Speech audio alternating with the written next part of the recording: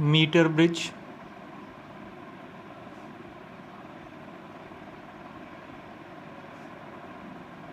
और slide wire bridge.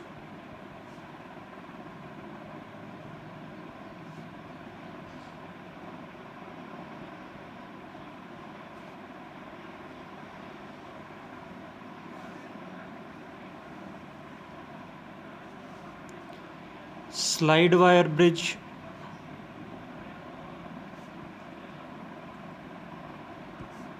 may be of any length. It is meter bridge if its length is 1 meter.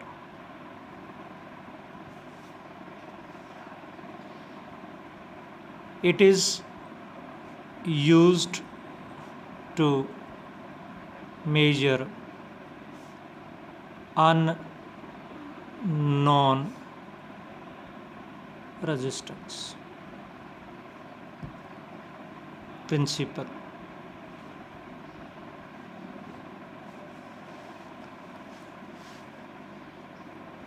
It is based on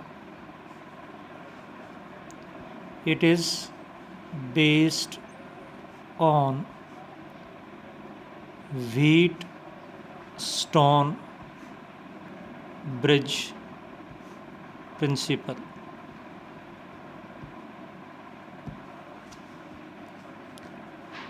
Construction and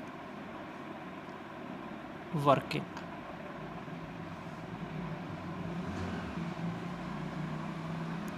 practical की भी करेंगे बेटा इसके ऊपर हम।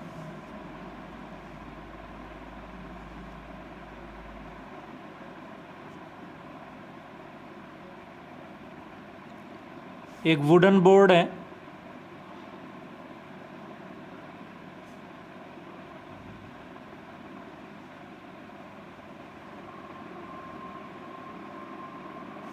आमतौर पर मीटर ब्रिज ही अवेलेबल होता है, 1 मीटर से थोड़ा लंबा। उसके ऊपर एक कॉन्स्टेंटन की या मैगनीन की वायर स्ट्रेच है, ए बी लिख देते हैं, A B wire of constantan और मैगनीन। क्यों है? हाई रेजिस्टिविटी है, लो टेम्परेचर कोफिशिएंट। इसके ऊपर एक स्केल लगा रखी है,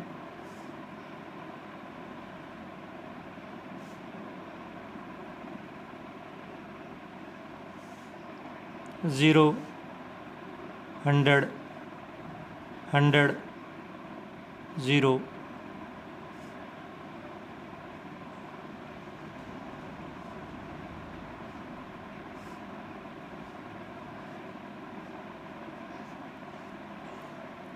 इसको कनेक्शन कर रखे हैं।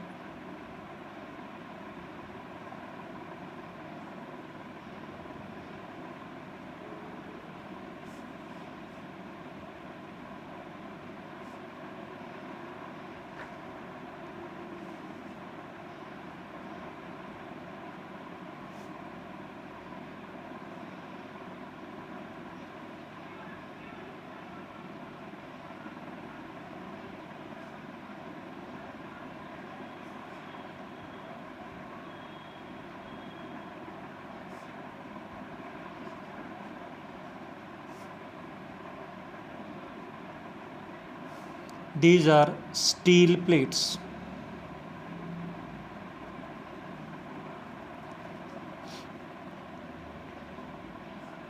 दो गैप हैं, एक आपका लेफ्ट गैप हो गया, एक आपका राइट गैप हो गया। राइट गैप के अंदर अननोन रेजिस्टेंस X कनेक्ट किया जाता है आमतौर के ऊपर, यहाँ पर हम अननोन रेजिस्टेंस X मान लेते हैं, और लेफ़्ट गैप के ऊपर एक सुइटेबल नॉन रेजिस्टेंस कनेक्ट किया जाता है, let we that is R। यहाँ पे मिडल पॉइंट है C मान लेते हैं, उस C पॉइंट से एक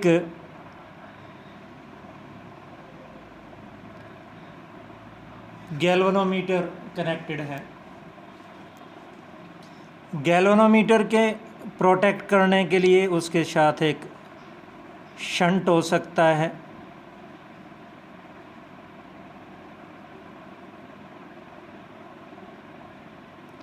और साथ में जो कि which is slided over the potentiometer wire. This length is L और मीटर ब्रिज मान करके चल रहे हैं, तो ये आपके पास 100 माइनस L। इसको बाहर से पावर देते हैं कि, और ये इसका सर्किट डायग्राम हो गया। अब वर्किंग कैसे है इसकी, circuit diagram is made as shown in figure. Unknown resistance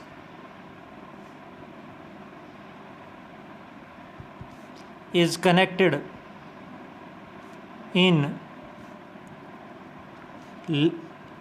right gap and suitable non-resistance is connected in left gap. Now जो कि J पेंसिल की तरह की चीज़ होती है, उसको ये जो वायर है ये पीछे बांध देते हैं और उसको A से लेकर के B तक स्लाइड करते हैं। Is slided over potentiometer over wire and at a certain place, say at J, galvanometer shows 0 deflection. Then by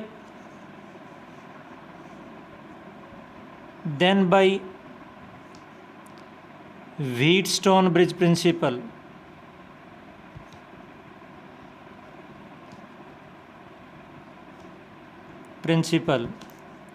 R by X is equal to resistance of wire AJ। Suitable resistance हो जाता है AJ का, क्योंकि इसकी resistivity high होती है। Resistance of wire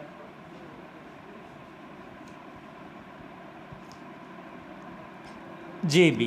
This implies that R by X is equal to 100 resistance of wire AJ L into lambda divided by 100 minus L into lambda, where lambda is resistance per unit length of wire AB. This implies that X is equal to 100 minus L upon L into R.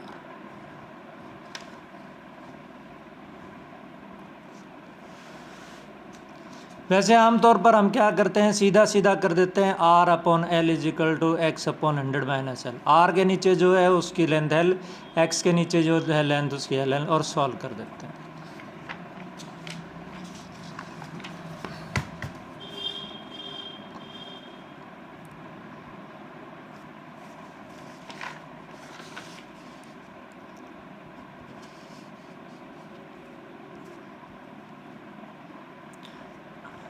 Due to resistance of connecting wires,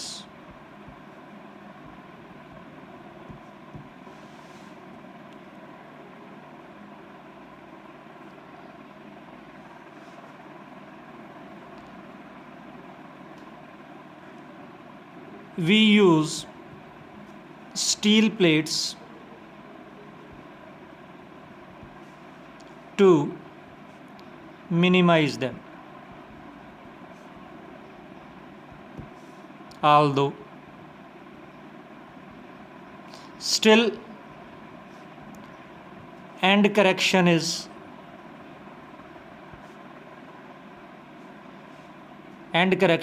happens. To minimize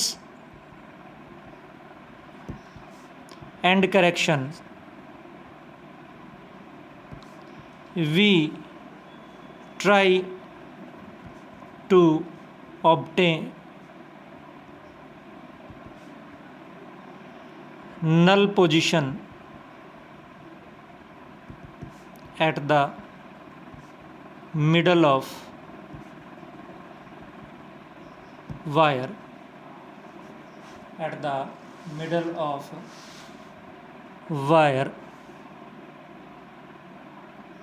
by using suitable non-resistance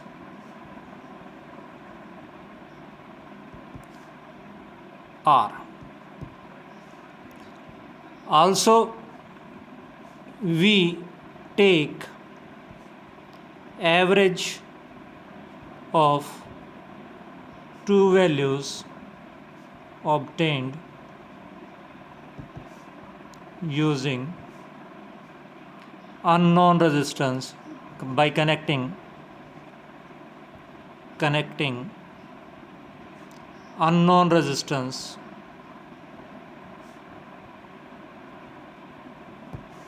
in left gap and right gap.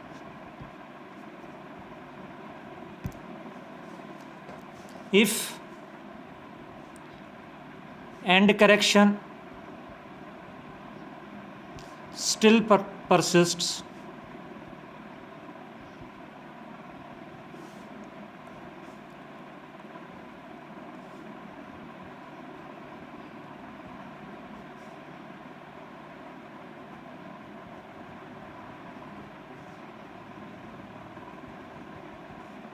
L1, L2, if delta L is end correction,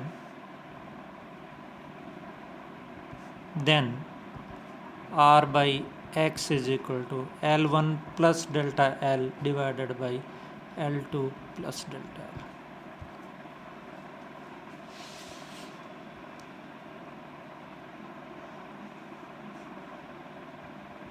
Potentiometer.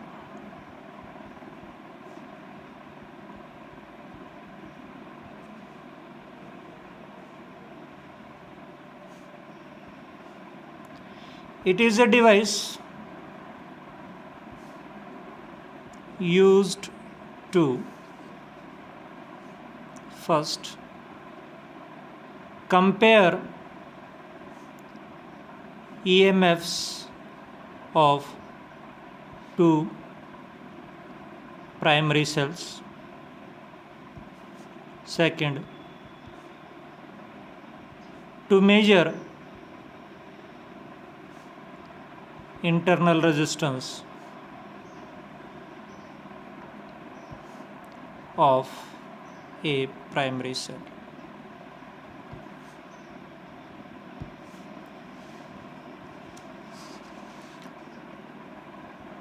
principle,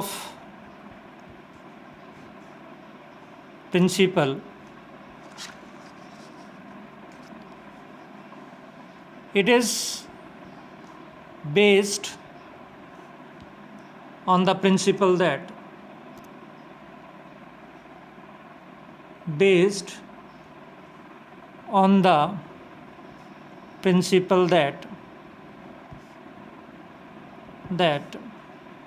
potential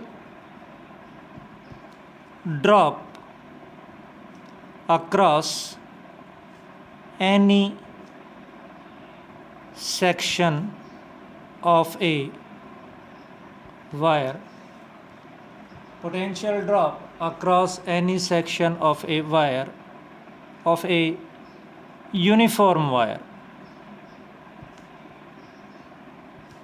is directly proportional to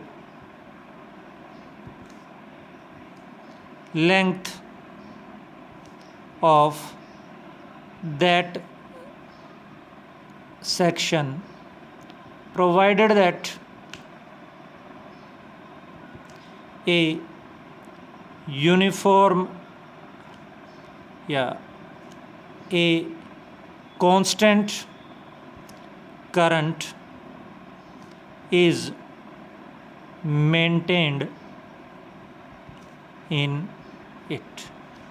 अगर हम किसी wire के अंदर constant current maintain करेंगे और उसका area of cross section uniform है तो क्या होगा, i.e. V is directly proportional to L.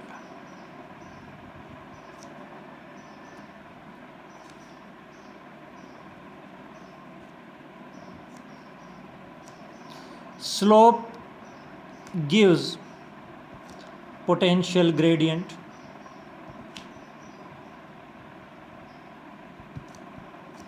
Lesser the slope,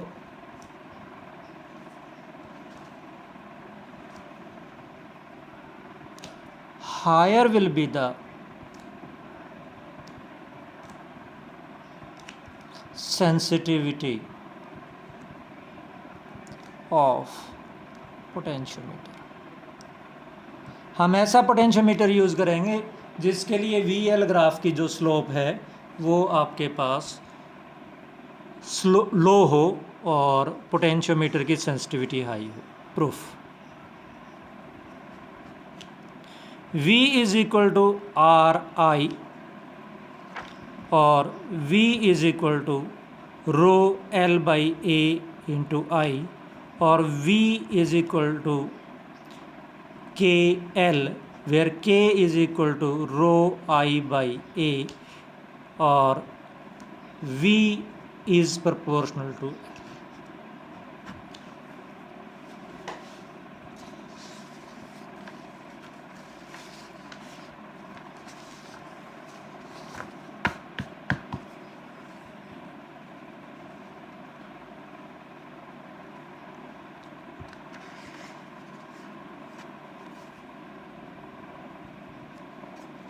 Now,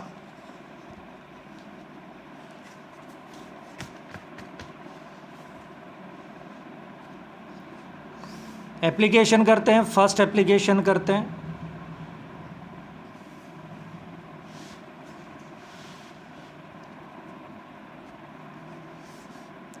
to compare the EMFs of two primary cells.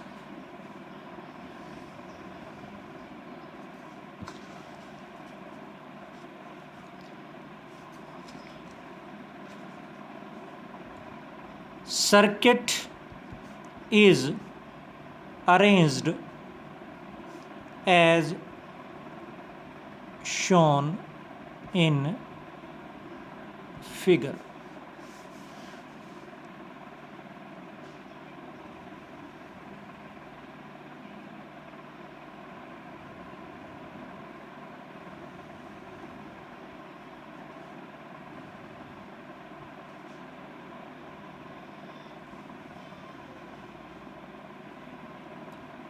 there may be one, there may be two or four wires, 4, 6, 8 जितनी भी हो सकती हैं।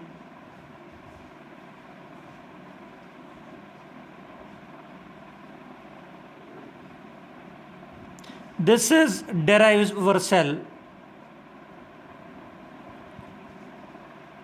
whose EMF should be large EMF का होना चाहिए।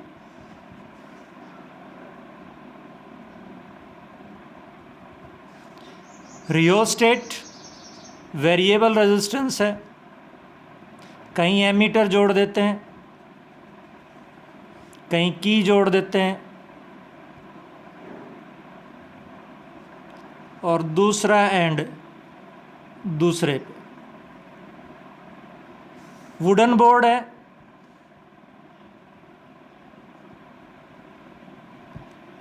Constantan की या मैगनीन की वायर है,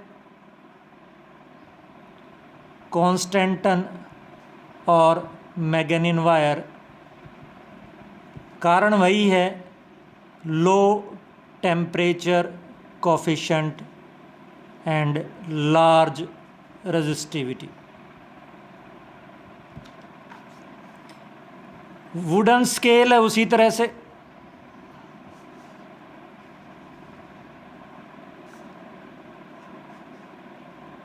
ज़ीरो, 100, 0, 100।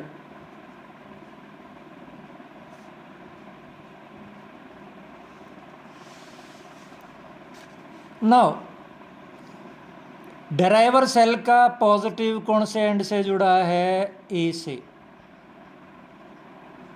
जिस सेल की ईएमएफ को कंपेयर करना है, जिन सेल्स की ईएमएफ को कंपेयर करना है, उन सेल्स को भी ए से जोड़ेंगे। ड्राइवर सेल की पॉजिटिव टर्मिनल ए से जुड़ा है, तो ए हमारा ओरिजिन माना जाएगा, और जो सेल्स की ईएमएफ हमें कंपेयर करनी है, उन सेल्स के पॉजिटिव टर्मिनल को भी ए से ही जोड़ा जाएगा। की K1, की K2, उसके बाद में हम इन दोनों को कॉमन कर देते हैं। गैल्वेनोमीटर को प्रोटेक्ट करने के लिए एक कोई रेजिस्टेंस, इसको RH लिख देता हूँ, इसको मैं S लिख देता हूँ। ये केवल और केवल गैल्वेनोमीटर को प्रोटेक्ट करने के लिए है, बाईपास करंट हो जाएगा इसमें। और फिर जिस तरह से पोटेंशियोमीटर में, जिस तरह से मीटर ब्रिज में हम स्लाइड कर रहे थे, उसी तरह से जॉकी को इस वायर के ऊपर स्लाइड करेंगे और उसकी लेंथ को मेजर करेंगे, ए पॉइंट से कितने डिस्टेंस के ऊपर है जे। अगर दूसरी वायर के ऊपर है तो ए से लेकर के इस यहाँ तक 100 हो गया, और फिर वापस दोबारा से काउंट करना पड़ेगा, ये 0 से इधर आना पड़ेगा। तीसरी वायर है तो 100, 200, और फिर ये ऐसे जाएगा 200 समथिंग। ये है आपके पास। तो इस तरह से हमने क्या किया, circuit arrangement is made as shown in figure. Now a suitable current is made to flow in potentiometer circuit.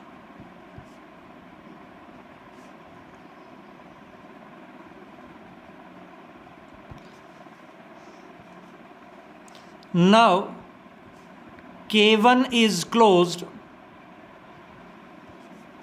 K1 is closed and jockey is slided over potentiometer wire to obtain null point. let it be at J1. Now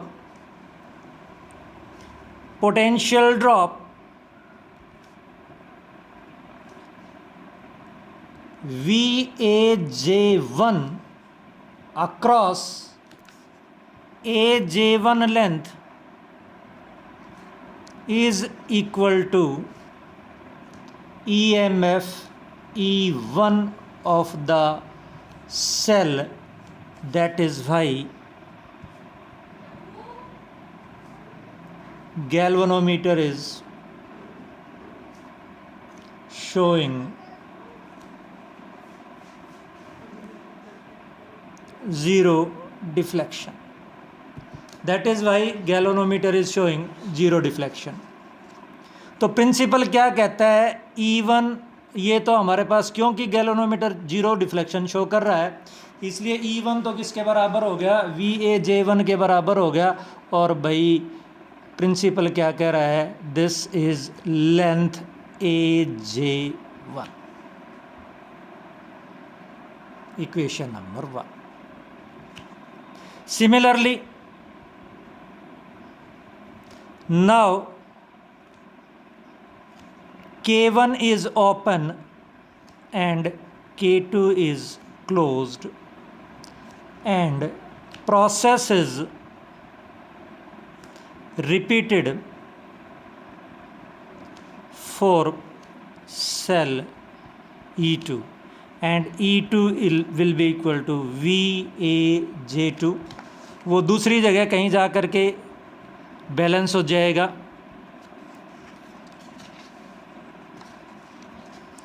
and that is proportional to LAJ2। This is equation number 2। तो क्या हो गया हमारे पास, dividing first and second, E1 divided by E2 is equal to L1 divided by L2, LAJ1 divided by LAJ2, let it be L1 by L2।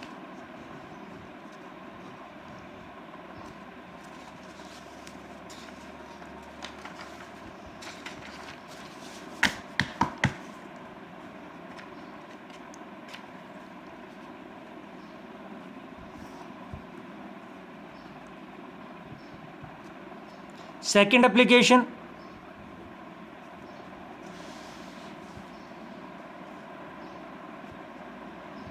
application, to measure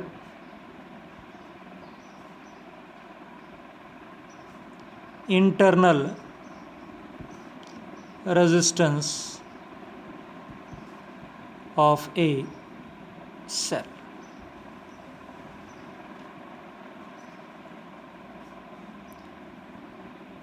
Circuit arrangement is made as shown in figure। वैसा ही है, वैसा ही है।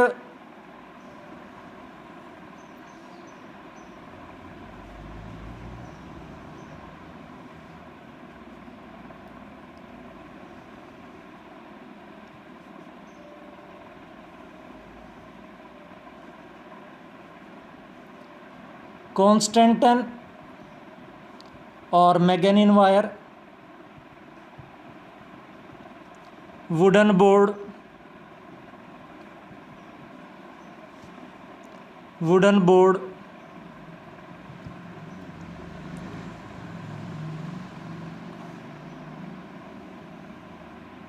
Wooden scale,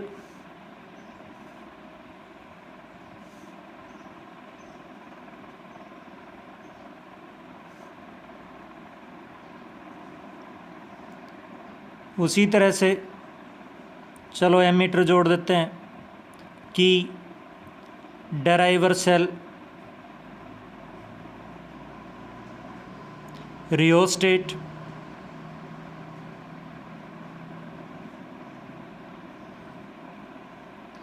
जिस cell का internal resistance measure करना है उसका positive terminal,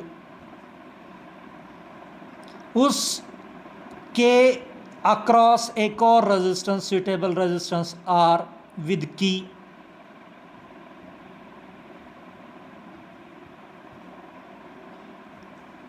galvanometer, galvanometer को प्रोटेक्ट करने के लिए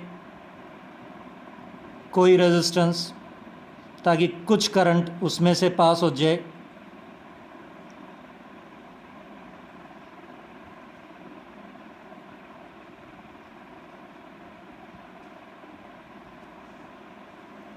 this is the circuit diagram. अब किस तरह से मेजर करें, how we will calculate this.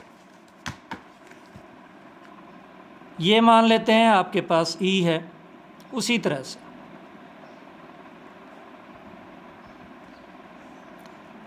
First जो कि is slided over potentiometer wire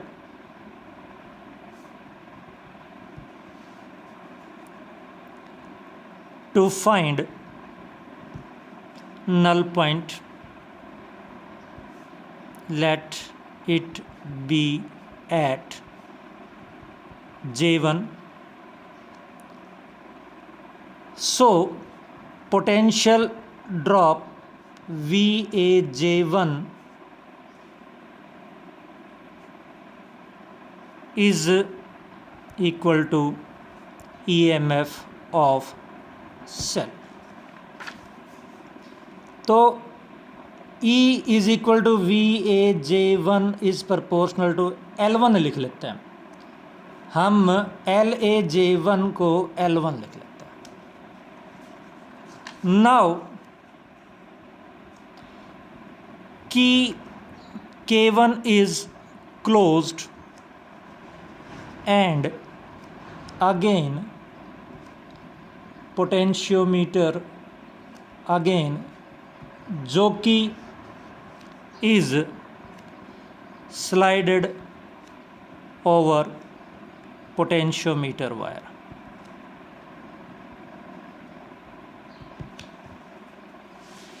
In this case current will flow from cell E via resistance R. So potential drop across cell will not be EMF, it will be terminal potential difference।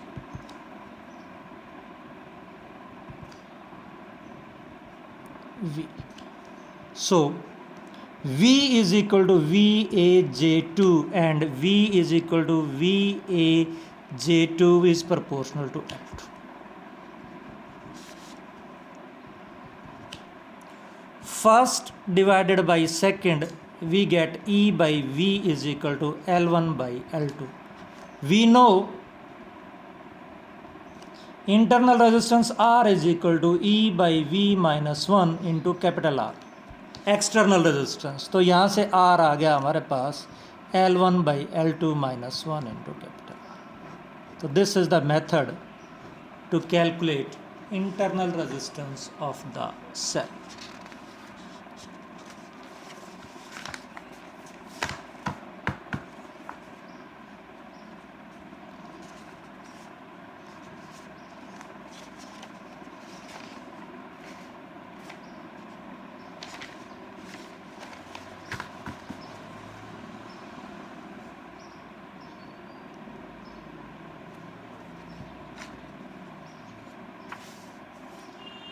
Why potentiometer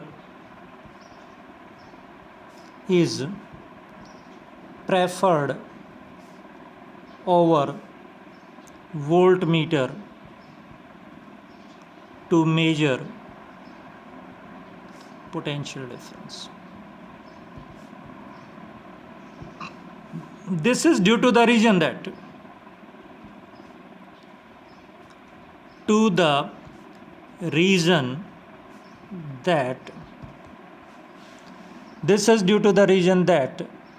voltmeter draws current to run, so it cannot measure exact potential difference.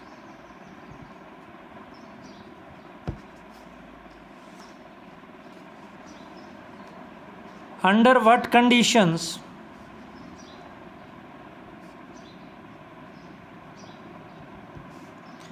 galvanometer does not show zero deflection? Number 1.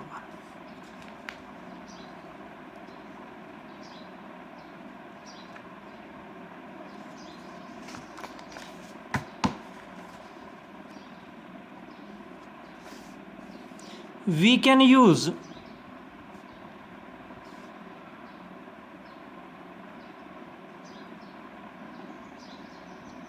potentiometer wire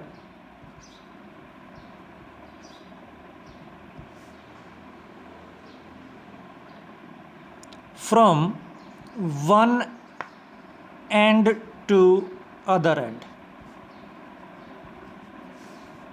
A to B. If potential drop between A to B, i.e. VAB is less than potential drop to be measured,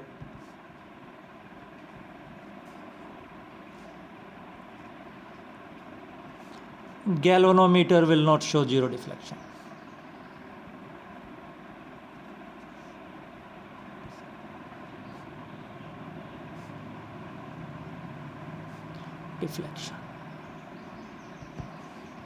In this case, as we will move from A to B, needle will move towards zero but cannot reach zero.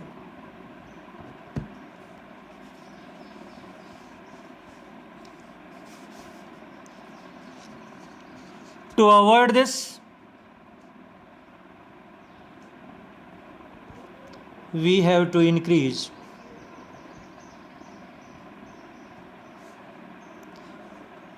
current in potentiometer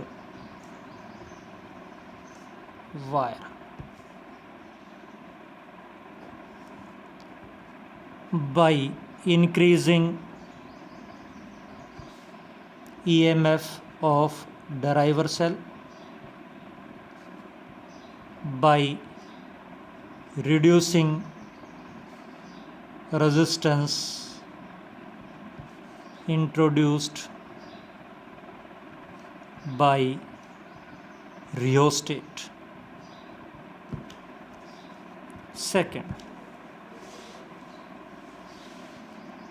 second case क्या हो सकता है हमारा? Second case में क्या किया, ये हमारा ड्राइवर सेल है। ड्राइवर सेल जो है इसका पॉजिटिव टर्मिनल जो है वो ए से जुड़ा है, और यहाँ पर आपने जिस सेल का इंटरनल रेजिस्टेंस या कंपेयर करना है उसका पॉजिटिव टर्मिनल, अगर उल्टा जोड़ दिया, यहाँ पर पॉजिटिव की बजाय नेगेटिव जोड़ दिया, तो भी आपका नल पॉइंट नहीं आएगा। Terminals of the primary cell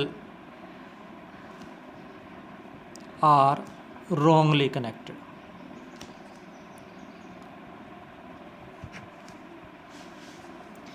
if positive terminal of driver cell is at A, then positive terminal of the primary cell will must also be at A. In this case, if we connect reverse,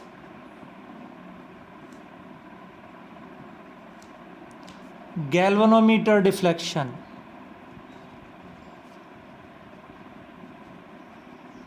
will move away from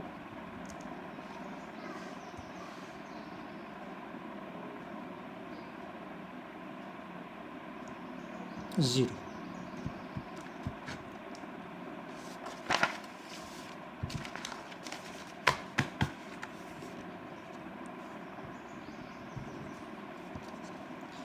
numericals कैसे calculate करें, किस तरह से हम इसको करें, simple सा circuit diagram बनाता हूं मैं। ये हमारे पास कोई पोटेंशियोमीटर है, ए पॉइंट, बी पॉइंट, ये ड्राइवर सेल है ई, ये हमने एक एक्सटर्नल रेजिस्टेंस जोड़ दिया आर बी पॉइंट के ऊपर, ये वायर है हमारा, ये पॉइंट हमारे पास x, ये पॉइंट हमारे पास y, यहाँ पर आपका गैल्वेनोमीटर होगा और J के ऊपर टच होगा। तो what is potential difference between x and y?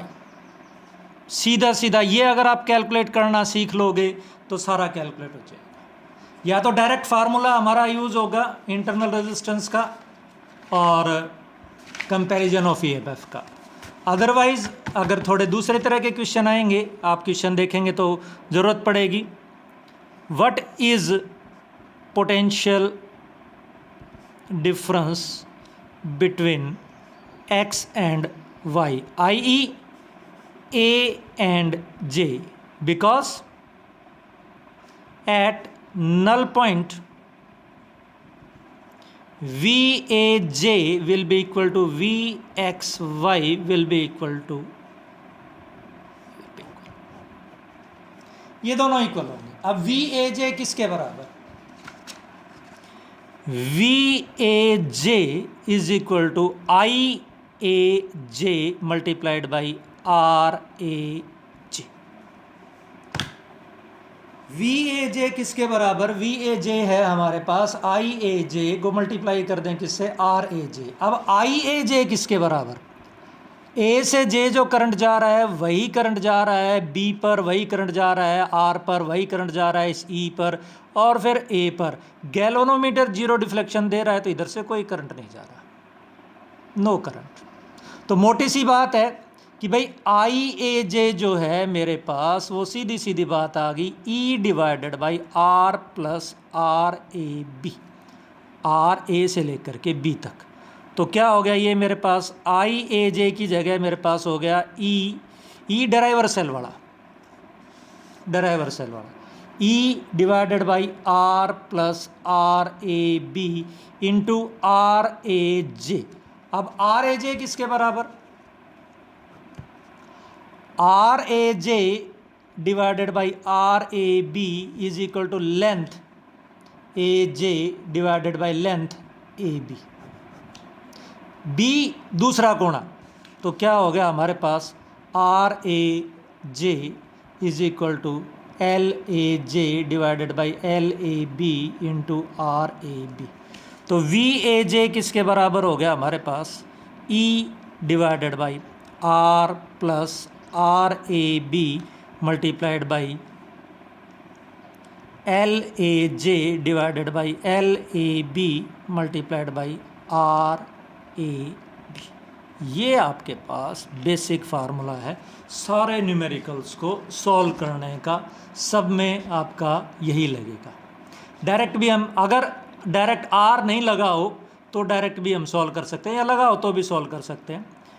We A J divided by V A B will always be equal to L A J divided by L A. अब आगे क्या इस आर का फर्क पड़ेगा बैलेंसिंग लेंथ के ऊपर?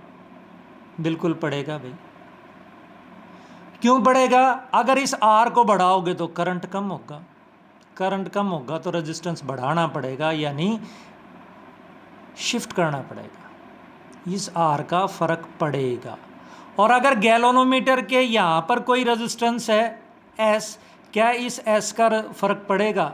नहीं पड़ेगा। क्यों नहीं पड़ेगा?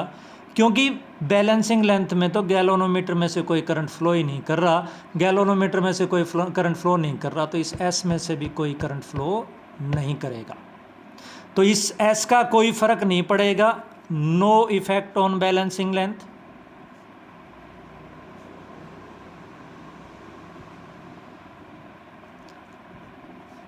R increases,